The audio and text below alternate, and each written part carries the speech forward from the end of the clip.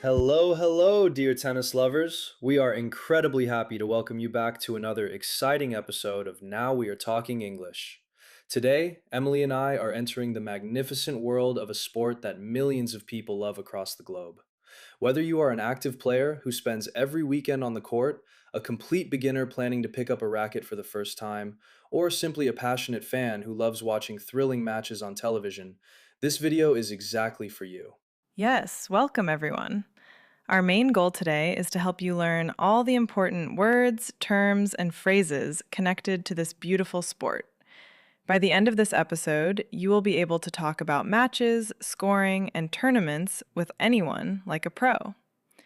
Before we serve our very first vocabulary word, let's welcome our wonderful global family. If you want to build your English confidence with us in a comfortable way every single day, please subscribe to our channel and click the like button right now. We absolutely love growing this healthy, supportive family together. Thank you so much, everyone. Your amazing energy keeps us moving forward every single day. Now, Emily, to truly understand tennis, we should look back at its fascinating history. Did you know that the modern game we love today actually started in the late 19th century in England? It was originally called lawn tennis because people played it on the grass lawns of big country houses. Oh, that is wonderful, James. But the roots go back even further.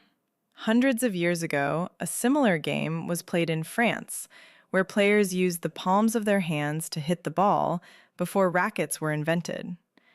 In fact, the word tennis comes from the old French word tenez, which means hold or receive. It was a warning that a player was about to throw the ball. Wow, I never knew that. It is incredible how a simple game from history became a massive global sport with giant stadiums and millions of fans. Today, the professional tennis year revolves around four main tournaments. In English, we call these four massive events the Grand Slams. They are the highest level of competition in the world. Let's name them. The first one is the Australian Open, which takes place in January on hard blue courts. Next is the French Open, also known as Roland Garros, where players compete on red clay courts. Then, in the summer, we have the legendary Wimbledon tournament in London. And finally, the year ends with the US Open in New York. Wimbledon is especially famous because it is happening right now. It is the oldest and most traditional tournament of all. Wimbledon keeps old customs alive. For example, it is the only Grand Slam still played on natural grass courts. The grass must be cut perfectly every single day. Another amazing tradition is the all-white dress code. Every player must wear almost entirely white clothes. Even their shoes, socks, and hats must be white. It looks incredibly clean and elegant. It really does look beautiful. And we cannot talk about Wimbledon without mentioning what the spectators love to eat while watching the matches from the stands: strawberries and cream. Every year, fans eat thousands of kilograms of fresh strawberries covered in sweet cream. It is a true symbol of British summer. It sounds delicious, Emily. But behind the beautiful traditions and the delicious snacks, tennis is a sport of deep psychology. It is not just about physical strength, it is a mental battle. When you watch a match, you see two players standing alone on opposite sides of the court. There are no teammates to help them. They have to face their mistakes, their stress, and their fears completely by themselves. That is a very important point, James. Many sports experts say that tennis is 80% mental. A player can have the best shots in the world, but if they lose their confidence or become angry after a bad point, they can lose the entire match. Staying calm under pressure is a vital skill. In English, we often use the phrase mental toughness to describe a player who stays focused and never gives up, no matter how difficult the situation gets. Mental toughness is exactly what separates champions from regular players. Now, let's explain the basic layout of the playing area so our listeners know the correct English names. The rectangular area where the game happens is called a tennis court. The court is divided exactly in half by a long net. The lines that mark the sides of the court are called sidelines, and the lines at the very back are called baselines. When two players play against each other, it is called a singles match. But when four players compete in teams of two, it is called a doubles match. For a doubles match, the court actually becomes wider because the extra lanes on the sides, which we call the alleys, become part of the active playing area. To start a point, a player must hit the ball from behind the baseline, over the net, into a specific box on the opponent's side. This action is called a serve. If a player hits a serve so perfectly that the opponent cannot even touch the ball with their racket, it is called an ace. An ace is the ultimate way to win a point instantly. But if a player makes a mistake on their serve, they get a second chance. We call the first try the first serve, and the second try the second serve. If they miss both tries, it is called a double fault, and the opponent automatically wins the point. Once the serve is successful, the players hit the ball back and forth across the net. This continuous back and forth action is called a rally. During a rally, players use different types of shots. If a player hits the ball after it bounces once on their side, they use either a forehand or a backhand. A forehand is hit with the front of the hand facing the net, and a backhand is hit with the back of the hand facing the net. But if a player runs close to the net and hits the ball directly out of the air before it even touches the ground, that shot is called a volley. Oh, volleys require lightning-fast reactions. Now, James, let's explain the most unique and sometimes confusing part of tennis, how the points are calculated. The scoring system in tennis sounds like a completely different language, and it trips up many language learners. When a game begins, both players have 0 points. But in tennis, we do not say zero. We say love. Yes, this is one of the funniest traditions in sports. If the person serving has 1 point and the opponent has 0, the score is called 15 love. The points do not go up by 1. Instead, they go from love to 15, then to 30, and then to 40. If a player wins the next point after 40, they win that specific game. But what happens if both players reach 40 points at the same time?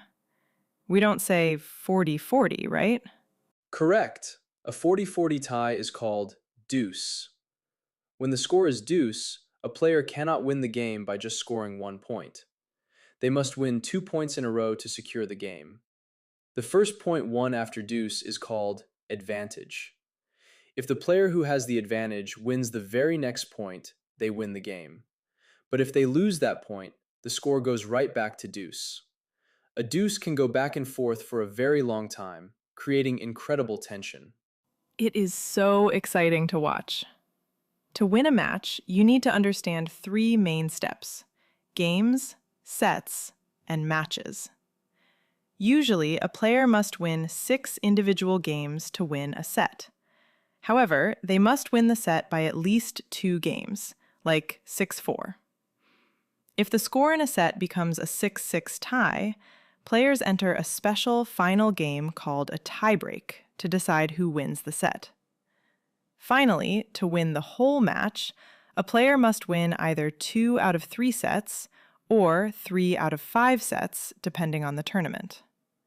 When the final winning shot lands, the umpire announces game, set, and match. Game, set, and match. Those are the sweetest words any tennis player can hear. Now, Emily, while traditional tennis remains incredibly prestigious, there is another racket sport that has become wildly popular recently. Everyone is talking about it, and new courts are opening up in almost every city. I am talking about Padel. Oh, I love talking about Padel. It is growing so incredibly fast. Padel actually started in Mexico in the late 1960s, but it has exploded globally in recent years. Many people wonder why it became so popular so quickly. The main reason is that Padel is much easier to learn than traditional tennis.